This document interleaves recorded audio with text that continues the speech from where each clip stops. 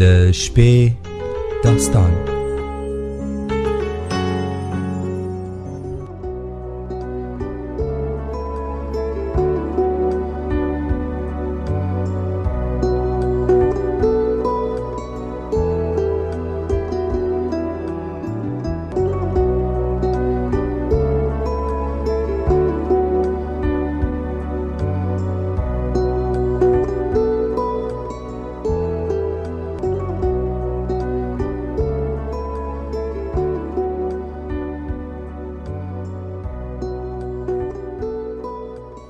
د وږمنو له ځاله څښتن په سپېڅلې نامه د سپوږمۍ راډیو قدرمنو اورېدونکو او په ځانګړي ډول د شپې داستان خپرونې درنو مینوالو سلامونه، ستړي مه شئ او له رنګینیو ډکه شپه مو په خیر. د دې وار بیا مو زه سلیمې ورور د مفسد په نوم په زړه پورې ناول له یوې بلې برخې سره هرکلی کوم. هیله ده د دغه په زړه پورې داستان د تیرو برخو ملتیا مو کړې وي او د نن شپې داستان تر پایه هم راسره پاتې شئ. په همدې هیله راځو او د داستان دا برخه راپیلوو.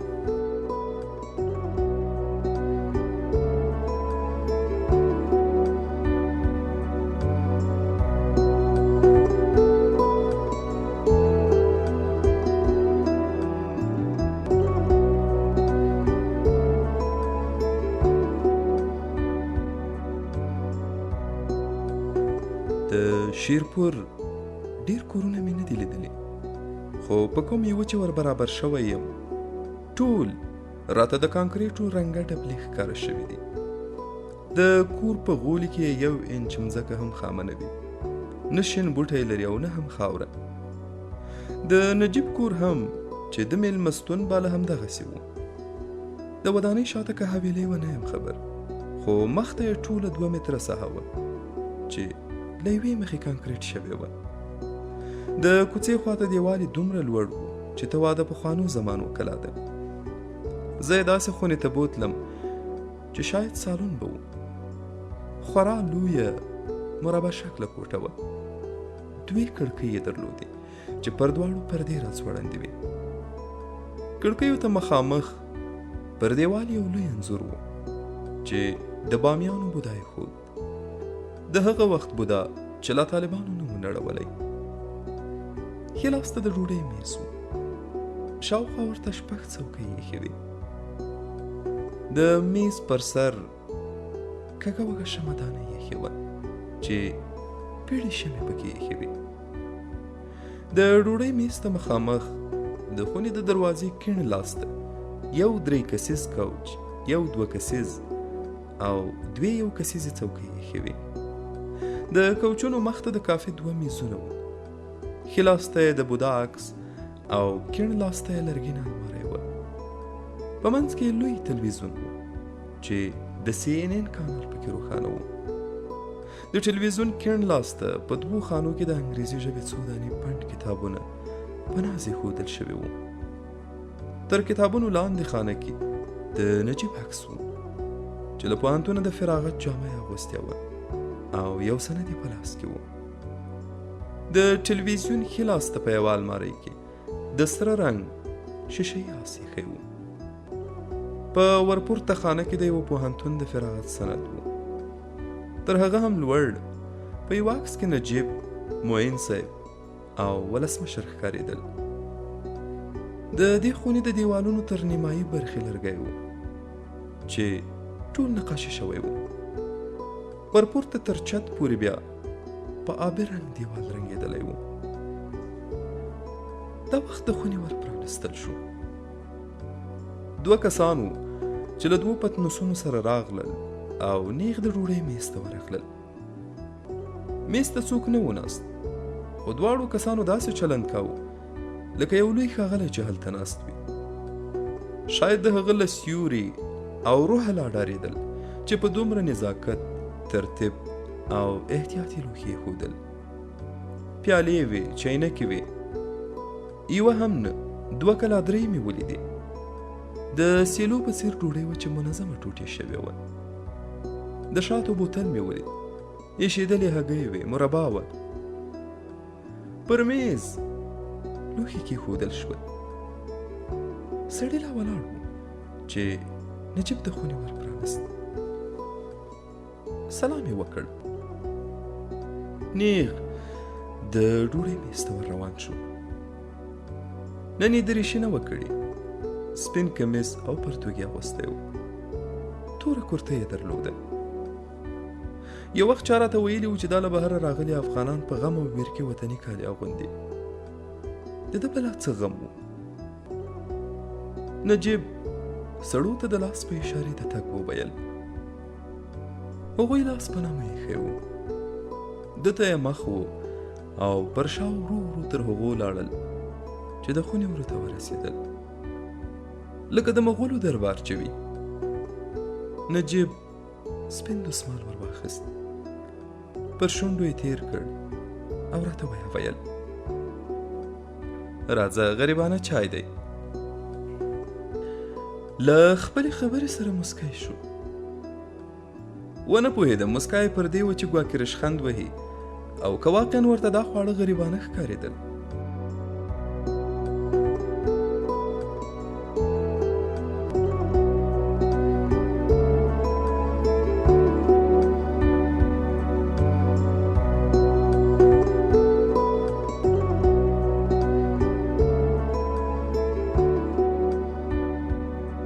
ما چای څښلی و، خو ورپورته شوم چې نږدې ورسره کښېنم. ده خپله پیاله له تورې کافې ډکه کړه. ما ته یې وویل: کافې څښې که شین چای؟ دواړه شته. نه، شین چای به راواخلم. یوه چاینک ته یې لاس ونیو، لکه راته وایي چې دغه دی، در وایخله. په ناشکنه سپینه پیاله کې شین چای چې زعفران هم پکې و ډېر خوندور ښکاره شو. نجیب پر ډوډۍ شات ومږل، ایښېدلې هګۍ یې په چاړه 3 ځایه ماته کړه، په ډوډۍ کې یې کېښوده. بې له دې چې ماته ست وکړي، په خوله یې کړه. ومې پوښت: هلته مې ستا د پوهنتون د فراغت عکس ولید، چېرته مو درس ویلی؟ خوله یې ډکه وه. د عکس په لور یې مخ واړاوه. سترګې یې مسکی وې. احساساوه مې چې په دغه سند ډېر ویاړي. قاضي حافظ لالا مې یو وخت راته ویلي و: د پوهنتون سند به سړی درنه جوړ نه کړي، یوازې به خلکو ته ووایي چې تا درس ویلی دی. سړیتوب به په خپل عمل او کار کې ثابتوي. پوهه هم د پوهنتون په سند کې نشته. هغه چې نقل کوي یا درس حفظوي تر ټولو ښې نمرې ګټي. د دوی پوهه هم په شیشه کې قاب شوی پوهنتوني سند غوندې جامد وي او یوازې د نندارې لپاره وي. نجیب مړۍ تر ستوني تېره کړه او راته ویې ویل: پوهنتون مې لندن کې ولوست، ماسټري مې په مانچسټر کې وکړه، پی ایچ ډي مې هم کوله، خو معین صاحب زورور شو. وطن ته راغلم چې خدمت وکړو. وطن کې مو درس نه دی ویلی؟ ابتدایه مې همدلته ویلې وه. نجیب ځان ته بله ګوله جوړه کړه او په خوله یې ننایسته. معین صاحب مې سترګو ته ودرېد. هغه هم په اروپا کې درس ویلی و، خو پلار یې جهادي قومندان و. هغه تر نجیبه په دې وطن کې ډېر اوسېدلی و. د خبرو موضوع مې بدله کړه. تاسو ویل دا مېلمستون دی، دا خو داسې ښکاري لکه ستاسو خپل کور چې وي. مېلمستون دی، خو زه هم پکې اوسېږم. نو نن مو ولې وزارت کې نه سره لیدل؟ نجیب پر دسمال لاس پاک کړ او راته ویې ویل: معین صاحب ته چې کله ستا په اړه وویل شول، نو یو صفت یې دا و چې سړی پوښتنې نه کوي، بس امر ورته وکړه، پر ځای کوي. دا چا ورته ویلي و؟ نه پوهېږم څوک و، خو معین صاحب داسې سړی غوښت چې ډېرې خبرې ونه کړي. یعنې زما صفت دا و چې زه خبرې نه کوم. دوی یو ګونګی انسان غوښت، یا شاید یو روبوټ چې څرنګه یې دوی ښوروي هغسې به ښوري. ورته ومې ویل: یعنې زه باید سوال ونه کړم؟ سوال کوه خو بې ځایه سوالونه مه کوه. دا نو بې ځایه سوال دی چې ولې نن په وزارت کې نه سره ګورو. نجیب له ځایه پورته شو. ورو ورو یې پر شونډو دسمال واهه. پیاله یې ورسره واخیسته او د کوچونو په لور وخوځېد. ما هم چاره نه لرله، ورپسې شوم. دی په یوې کسیزه څوکۍ کېناست، پښه یې په پښه واړوله او راته ویې ویل معین صاحب وایي چې له دې وروسته به په وزارت کې نه سره ګورو. ولې؟ ډېرې پوښتنې مه کوه، بس دلته ګورو، خیر او خلاص. سمه ده، همدلته به ګورو. بې حوصلې شوی وم. وروستۍ خبره مې داسې ورته وکړه لکه څوک چې غوسه وي.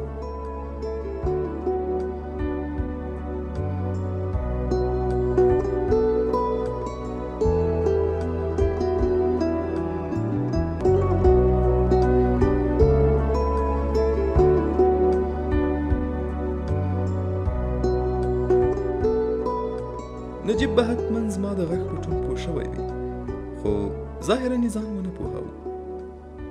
ویې پوښتلم کارونه کوم ځای ته رسېدلي؟ سناتور صاحب خبره مې بشپړه نه کړای شوه. د سناتور خبره رایاده شوه چې ویلې دوی ته به وایي چې سناتور اندېښمن دی. د هغه وضعیت مې سترګو ته ودرېد چې ظاهرا آرام و. نجیب وویل سناتور صاحب څه اندېښمن دی، نه پوهېږي کیسه څه ده. هغه لوی ټک دی.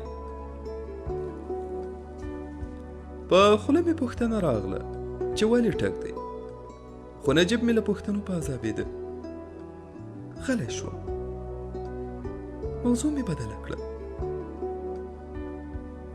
له مجیب نه حال لري چې ښه دی او که نه.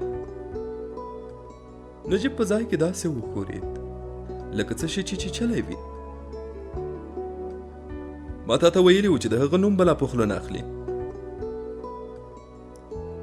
د هغه صحت ته اندېښمن یم. ولې؟ اصلا ته یې څه پېژنې؟ ته څه کاره یې د هغه چا پوښتنه وکړې چې ستا ورسره اصلا کار نشته؟ نه پوهېدم څه ورته ووایم. هیله مې دا وه چې دی به څه راته ووایي، خو دی په خپل خره سپور و. دا چې دی څه راته نه وایي معنا یې څه ده؟ آیا مجیب د هغه څه خلاف چې ما یې اټکل کاوه او یا د سناتور صاحب د کور غړو چې ویلي ورک روغ دی او له نجیب دوی سره په تماس کې دی، او یا شاید نجیب نه دی خبر چې مجیب چیرې دی او نه غواړي چې ورسره په تماس کې شي. د مجیب یا زینب پیدا کېدل د ډېرو سوالونو ځواب موندلی شي، خو نه زینب څوک راښیي او نه مجیب. د صدیق د سهار خبره رایاده شوه چې د زیبا له خولې یې ویل پلار یې وزیر کېږي. نجیب مې وپوښت په ښار کې اوازه ده چې سناتور صاحب داخله وزیر کېږي. ګورو به چې څه کېږي. یعنې دا خبره دقیقه ده؟ شې دي نو څه؟ عجیب ځواب یې و. زه څه پوښتم او دی څه وایي، خو په غږ کې یې د اندېښنې او غوسې ګډوله راښکاره شوه. ومې پوښت که وزیر شو معین صاحب ته خو څه مشکل نه جوړېږي؟ نه بېغمه اوسه، له ولسي جرګې به یې څوک کامیابوي. دی ولسمشر ته لابي کوي خو ولسي جرګه کې بیا قدرت نه لري. سناتور دی، له ډېرو وکیلانو سره بلد دی. وکیل شناخته سترګې نه جیب ګوري. سناتور صاحب پیسې هم لري. نجیب غلی شو. خپل موبایل یې ور واخیست، واړاوه او را واړاوه. ورته ومې ویل سناتور صاحب په دې خبره ډېر په تشویش کې و چې څرنګه وزارت د د لور په ورکېدو خبر شوی دی. نجیب مسک شو لکه چې دې خبرې خوند ورکړ. ما دا خبره له ځانه جوړه کړې وه. سناتور دا خبره یې اندېښنه نه وه راسره شریکه کړې. ومې ویل که سناتور وزیر شو په دې وزارت کې به هغه خلک حتما معلوموي چې دا خبرې کشف کړی دی. هغه خپله لور نشه ساتلی، زور یې له مامورینو باسي. لیکن دا سوال پر ځای دی چې له هغه کوره دا خبر څرنګه د باندې وځي او یوازې وزارت پرې خبرېږي. میډیا خو نه ده خبره شوې چې دی په تشویش کې دی. نه، خو د هغه شک شاید دا وي چې وزارت په کې لاس لري. په څه کې لاس لري؟ د نجلۍ په ورکېدا کې.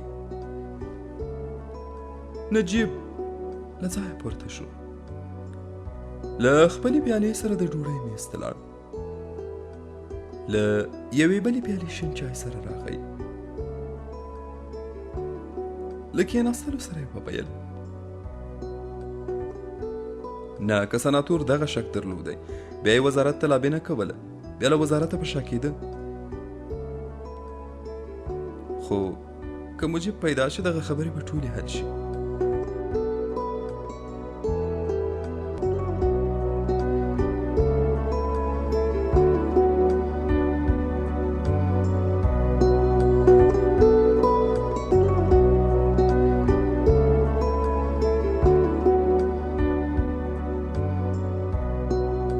د نجیب مخ تک سور شو.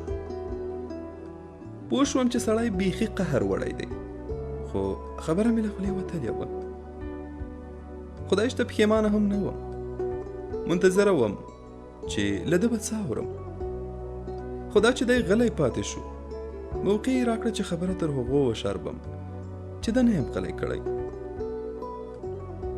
زما معلومات ښیي چې زینب له مجیب سره ملګرتیا لرله او په وروستي ځل دوی دوه سره خبرې کړې وې. اوس دواړه ورک دي. ته اوس د امریکا څارنوال یې، د اروپا پولیس یې چې دومره دقیق خبرې دې کشف کړې دي. بابا دا کابل دی، دلته هیڅ شی هم معلوم نه دی. ځان خبرې مه جوړوه. په غږ کې قهر نه و. احساس مې وکړ چې سړی اندېښمن دی، خو غواړي چې ځان قانع کړي. نو د موضوع د حقانیت پر ځای زما په وړتیا شک کوي. دې حالت خوښ کړم. اقلا یو څه مې زړه ومنل چې زما کار یو ځای نه یو ځای ته رسېدلی دی.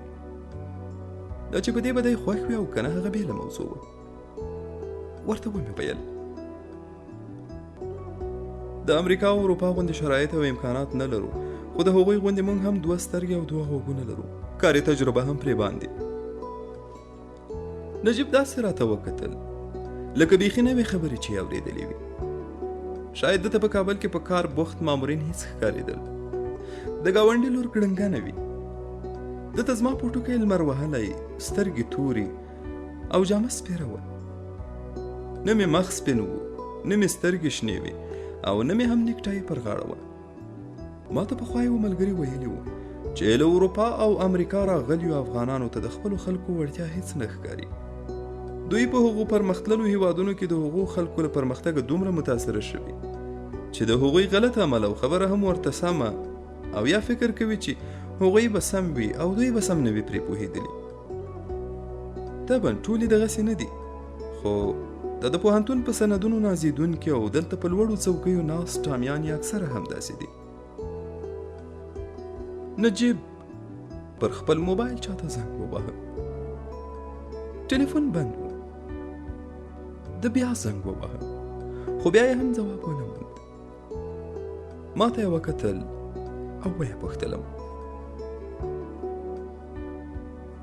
آیا تا له مجیب سره لیدلي یا دې ورسره په دې موضوع خبرې کړې دي؟ نه. بل چا مجیب در یاد کړی؟ نه. ولې؟ نجیب ټلیفون پر کوچ وغورځاوه لکه پسخند چې وهي. سترګې یې پاس کش کړې، پښه یې په پښه واړوله او یو څه په لوړ غږ یې راته وویل نو چې نه دې ورسره خبرې کړي، نه چا در یاد کړی دی، ته ولې حق او نه حق هغه پکې یادوي؟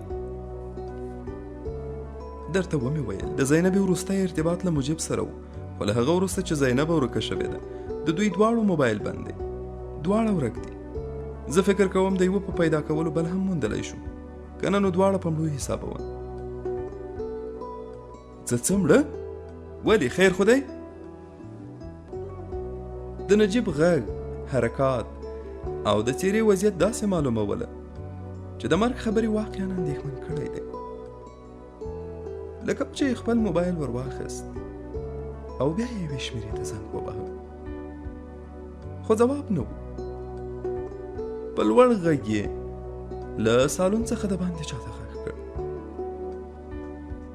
سرداره، و سرداره! خونې ته یو دنګ زلمی راننوت، نری برید او لنډه ږیره وه، په وره کې ودرېد. نجیب ته یې کتل چې څه امر ورته کوي. نجیب ورته وویل: شاه محمد ټلیفون نه ځوابوي، سړی را پیدا کړه، ورته ووایه اجل زنګ را ووهي.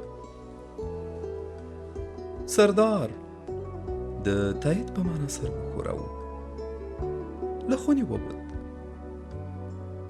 شاه محمد څوک و؟ آیا له مجیب سره بل څوک هم ملګری و؟ نجیب مې وپوښت. شاه محمد له مجیب سره و؟ ته اوس زه بیا حال در کوم، خو دا د مجیب خبره سناتور ته ونه کړي، بلکې هیڅ چاته یې هم مه کوه. آیا راته ویلی شي چې مجیب ستا څه کیږي؟ ته سختې ډېرې پوښتنې کوې، شل وار مې درته وویل چې ډېرې پوښتنې مه کوه.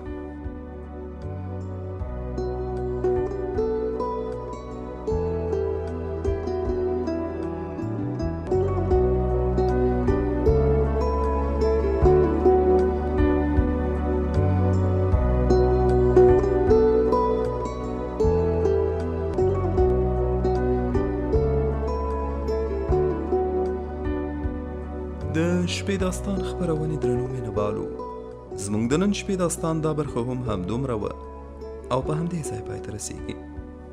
تر بیا او بلې شپې چې یو وار بیا زه سلیمې ورور د دغه په زړه پورې داستان له پاتې برخې سره ستاسو درانه چوپړ ته راځم. تاسو په لوی او مهربان الله سپارم. سوکاله ژوند ولرئ.